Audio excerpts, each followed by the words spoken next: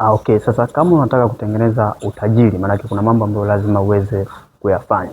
Kwa hata kama kipato kikiongezeka, kuna vitu ambavyo lazima uweze kuzingatia. Hata kama ni mshahara utaongezeka, kuna vitu ambavyo lazima uweze kuvifanya.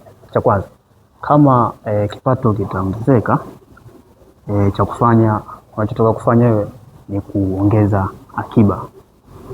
Kwa sababu kitu ambacho kitakufanya uwe tajiri sio ukubwa wa kipato, ni kile ambacho umebakiza ulichokuwa una save.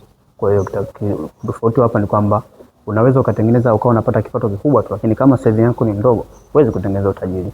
Na kitu cha kuzingatia kwenye matumizi, unaweza ukabaki pale pale au ukayapunguza zaidi. Kwa unaweza ukabaki kwenye matumizi pale pale au ukayapunguza. Na hivi ndivyo unavyoweza kutengeneza utajiri. Mimi ni Robert Chilongola, ni mwelimishaji wa masuala ya fedha, niliyeidhinishwa na BOT. Asante sana.